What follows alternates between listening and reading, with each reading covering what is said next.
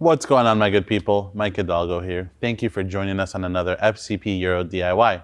Today we're going to be working on a 2019 BMW X3 G01.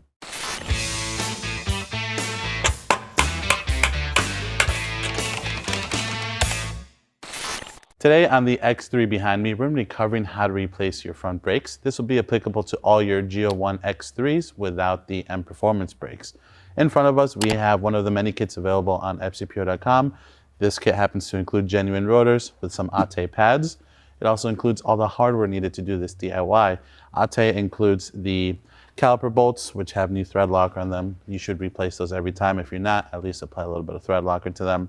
Same thing goes for the caliper bolts. BMW recommends you replace those as well. We have a new set of rotor set screws and a new ball wear sensor.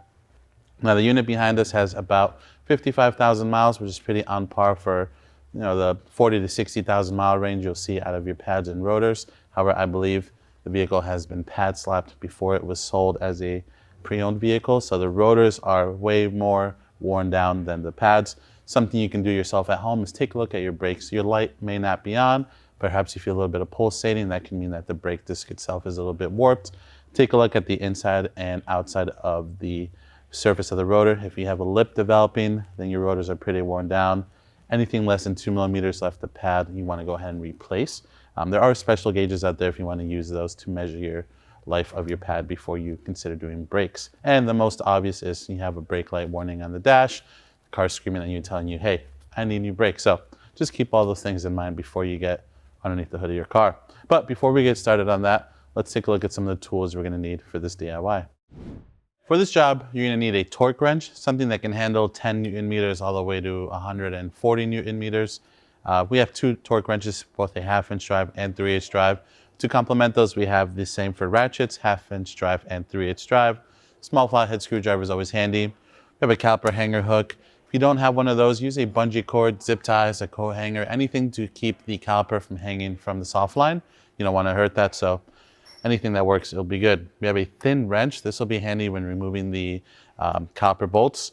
It's a 17 millimeter. You may be able to use a regular set of pliers or a custom thinned out wrench at home that you may or may have not made before.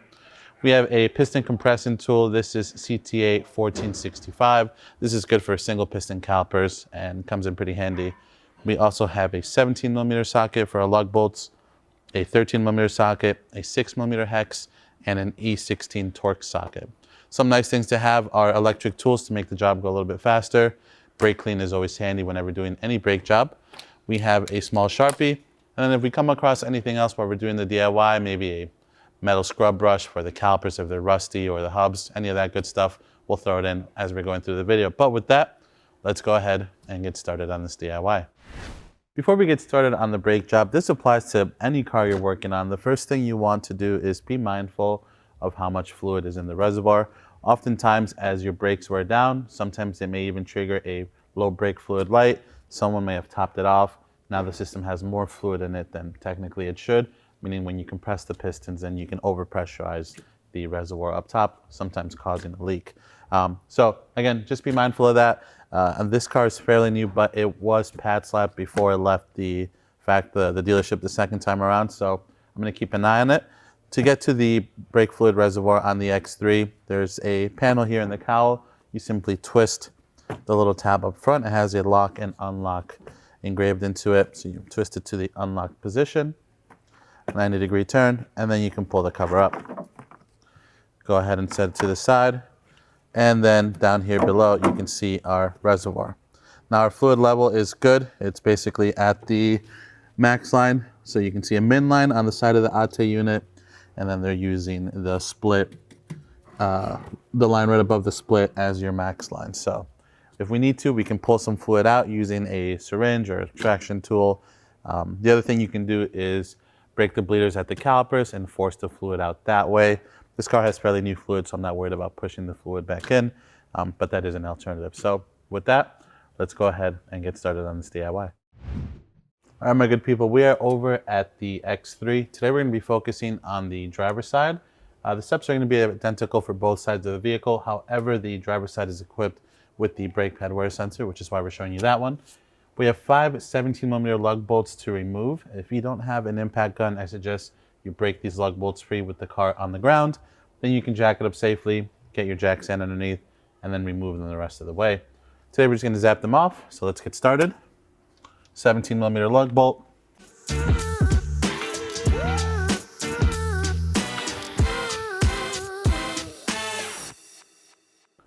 All right, now we have our wheel off, we have a better view at our brakes. We're no scientists here. We don't need to be scientists to see that these rotors are absolutely demolished. The pads definitely look a little bit better, but these pads or these discs have seen way better days. They're starting to flake at the edges. You can see all the ridges. I mean, these are, shockingly, I'm surprised the wear sensor hasn't gone off yet, but nonetheless, this is what we're here to replace. Before we take anything off, I like to make sure that we can break the set screw free. If you need to, hit it with a little bit of penetrating fluid. We're gonna grab our 6mm hex, get that in place. Make sure it's seated all the way in. If you don't, that's how you risk stripping these pieces of hardware out. And we'll take our 3/8 drive ratchet and just give it a good break free. We know it's gonna come out. I'm not gonna remove it just yet, but that way we know it's gonna be good to go when we do pull it. So with that, now we're gonna work on disconnecting our brake pad wear sensor, and we'll show you where it plugs into the junction box up here in the wheel well. So let's do that now. You'll notice it's on the inboard pad. They usually always are. So just go ahead and pop it out. You can pull it out. You can rip it out. We are replacing them, so I'm just gonna go ahead and pull it straight out. You can use a flathead screwdriver to kind of work it. I'm not really worried about ripping the sensor since we are replacing everything. Stubborn bugger, no problem. Once you pull the head of the sensor out of the pad, your next step is going to be to free it from the brake bleeder valve. You can go ahead and pull this little cover off of it, lift it up, close that back up for the time being. Then up here by the brake hose, you have a clip. These can be replaced too. Usually these will crack as they get older. This one still is in good shape. It's got 2 tabs that hold the line in place. Just spread them open and pull it up like so. You have a metal bracket up here at the top of the spindle. Has an opening just like this. You just lift them straight up. Following that sensor up to the back of our wheel well here. Same thing, we have another metal clip coming off of the back there by the brake line. So you just pull it towards you. Sometimes giving them a twist makes it a little bit easier. Just to break them free, just like that. And then up top here we have our little junction box. That's where they're going to connect to the harness end of the car. You have 2 little tabs that you can just pop open. Sometimes a little pick tool or a flathead screwdriver is needed. These we can get with our fingers today, so we can just lift those 2 tabs up, pull it up, and pop the sensor out. You'll see there's a small tab on the top of that gray connector there. You just push that to free the sensor from the cable. And we pop this old sucker out. And then while we have you here, we'll go ahead and connect our new plug-in. They are keyed. They only go in one way. You can see there's 2 little notches inside of that connector there. That allows you to mate them up with the connector up top here. Clip that all the way in, and then we're going to pop it back into its housing. Make sure the weather stripping seals sit in the right spots. You don't want to leave them out or in. That way you keep moisture out from there. That's exactly what we want to see. And we can close this flap once more. Then we can run the line back down the way we removed it. You'll see there's some breaks in the line around these rubber grommets. That allows you to key them back into the metal brackets. You just push them in. If you're having a really hard time with them, you can spray a little bit of brake clean on them to act as a lubricant, which is just going to evaporate, or you can use a little bit of soapy water. We're going to go ahead and pop this over here. And then for now, at this point, we can go ahead and continue to route it, clip it onto here. But since we're going to be removing all this, we're just going to let this hang out over here behind the strut. We'll feed it into our new pads later. So with that, let's hop behind the caliper and work on removing these 13mm bolts while we counter hold with the 17. All right, using a 13mm, I'm going to use a socket on a ratchet. You can use a wrench. I'm going to take our 17 wrench to counter hold the inside pin here on our caliper. We'll take a 13 on the ratchet, break it free. I'm just gonna let the wrench bottom out. That'll do the counter holding for us. Again, we do recommend you replace these little 13mm bolts.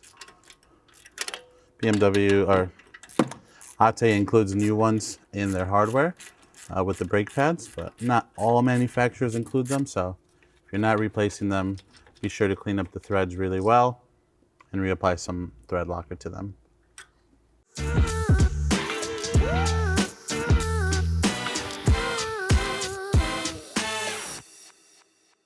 All right, with that, we can go ahead and swing our caliper over. Now, before we go ahead and hang it off to the side, we're gonna take one of our old pads here. We're gonna take the inboard pad. Doesn't really matter. Here's a good view of how that sensor sits in the pad. You can see we kept the head in there accidentally when we were pulling it out.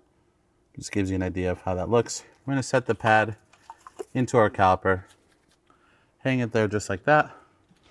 And we're gonna take our piston compressor tool and we're gonna use the old pad to compress the piston in. That way we don't damage the piston or we don't mar it or anything like that. So we have our tool. We're gonna set that in here and we're gonna mar the old pads because we don't care about them anymore. Once you have it set up, you can start twisting. It should go in really easily. You may even be able to use some plastic C-clamps or something of that nature. It shouldn't be hard at all. If it is, then you may have a problem with either your soft line, the brake caliper, or something else in the system. Once it bottoms out nicely, go ahead and remove your tool. We're gonna ditch this pad, and we're gonna hang our caliper up using one of the bolt holes off the ears and the coil spring up top. I'm just gonna pop the other front pad out, which you saw me do on the back. Same idea. They just sit in these channels here, which we're gonna clean up after. I'm gonna pop that out now. And we can work on removing the two E16s that hold our caliper carrier in place. Now for that, I'm gonna use a 1/2-inch ratchet just so I have the leverage to break that free.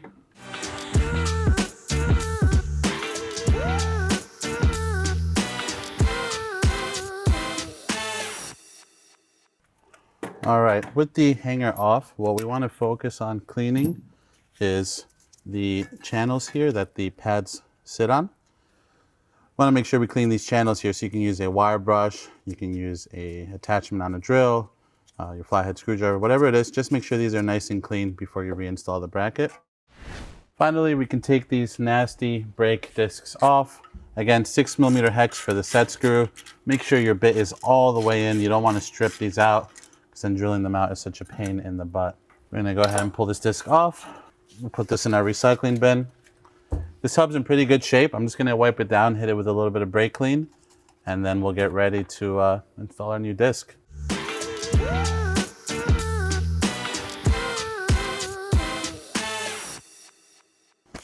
Now, before we install our new discs, I like to use a little bit of liquid moly ceramic paste on the hubs.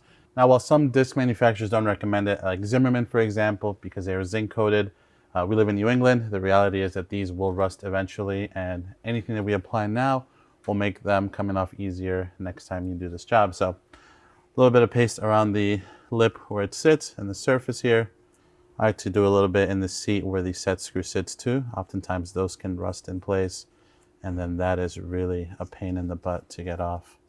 I'm not trying to get any in the threads for the lug bolts here. And the nice thing about this ceramic paste is it's not like anti-seize. I personally despise that stuff.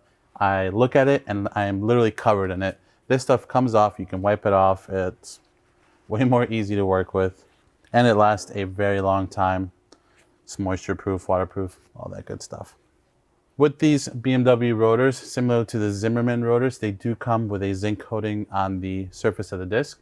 So just be mindful of your hands. You don't want to hit them with brake clean and deteriorate the coating on them. So make sure you have some fresh gloves or clean hands before you handle your new disc. But now with that, let's go ahead and install it. We're going to take our new disc, set that over our hub, lining up our bolt holes and our hole for our set screw. Now, I'm a little crazy about this. I like to add a little bit of paste where the set screw lives. That way the set screw itself doesn't seize to the surface of the brake disc. We have our new set screw in hand, 6mm hex. These get torqued down to 16 Newton meters. Make sure they're snug, no problem. Now, if you're just as crazy as I am, then you're gonna go ahead and encapsulate the set screw in some paste, locking it out of any moisture, and making it easy for the next time you do this job. With that, now we can reinstall our caliper carrier. So let's go ahead and do that now. I'm gonna take our caliper carrier once more. Again, we already cleaned it. If you haven't already, make sure you clean your brake caliper as well. Get any loose, crusty brake dust off of them before you install them back on the car. I'm gonna set our carrier in place. We have our new Torx bolts. Get those fed in. Always start these by hand. The last thing you wanna do is strip them, especially in the middle of a brake job. With that, we're gonna take the electric ratchet and just zap these E16s down, and then we're gonna torque them down to 130 Newton meters. There's the top one. And then I personally like to mark my hardware with a little paint pen, just to show that, hey, it's been torqued, and should there be any movement, which I don't believe there will be, we can tell. Now with that, let's feed the pads in. I'll feed this rear one in while I have you here. The process is gonna be the exact same for the front. I like to apply a little bit of paste to the ears where the pads ride on the carrier. Sometimes these metal clips can be a little bit too expanded, making it a pain in the butt to get these on. So if you're fighting the pads going onto the carrier, pinch these down with a plier and you should be good to go. But we're gonna try these as is for now. I'll take our pad at an angle, make sure these metal tabs hit the carrier first. Then you're gonna push towards the disc, compress that metal clip and get the pad on. Make sure it's seated all the way in. If not, pop it out again, line it up, push the ears in, and it should sit nice and flush up against the back of the disc. We're gonna go ahead and do the exact same thing on the outside, and then we'll pick it up with swinging over our brake caliper. There we go, beautiful. We unhook our brake caliper, pull that off. Don't forget to take the hanger tool that you're using off. BMW recommends you apply some paste to the outboard backside or inside of the caliper. This is going to sit up against the pads. It's going to keep them from making noise. And it's just a little bit better for the brake pads. Keep them from seizing up on you or up on the caliper. That's good there. Now we can go ahead and swing this bad boy over. Being mindful of our pins, we want these in towards the carrier. That way they're not fighting us when we go to swing the caliper back on. Push them in if you need to, and boom. So my good people, Mike from the passenger side. One thing we glossed over on the driver's side is the orientation of the pads. You'll notice one has a smooth top, the other one has a hump. They also have a couple dots on them. The outboard pad has two inboard dots on them, if you will, little studs or little dowels. The inboard pad on the backside has two wider ones. So just keep that in mind. If you have these backwards, the caliper will not go on. So hump in the back, flat spot in the front. The hump in the back also has the cutout for the brake pad wear sensor. But with that, let's continue on. With that, we can get our two 13mm bolts started by hand. Then using our 13mm socket on our ratchet and our 17mm thin wrench to counter hold, we're just going to snug these up, and then we're going to torque them down to 35 Newton meters.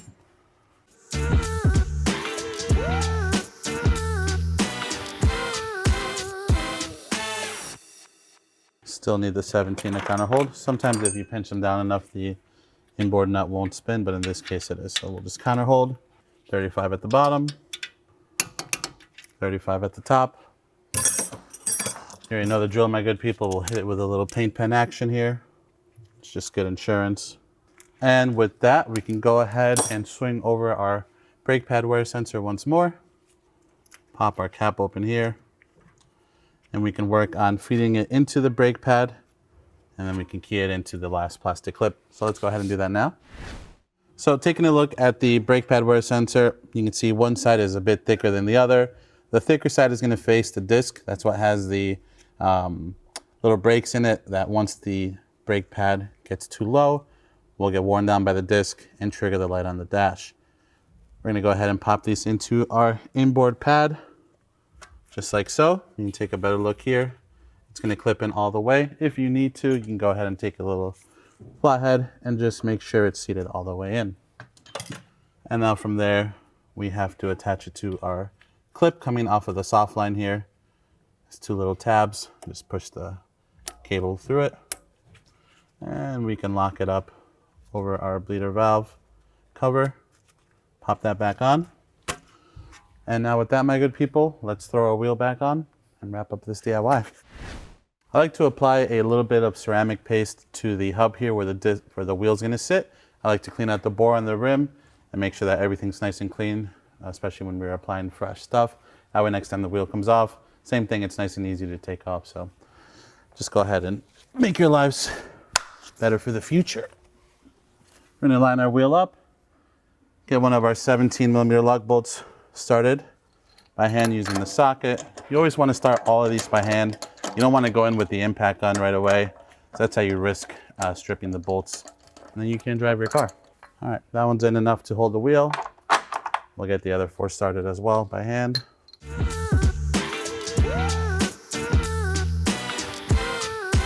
And then for now, we're just gonna use the impact to snug them down in a crisscross pattern. If you were doing this by hand, no more than 30 Newton meters.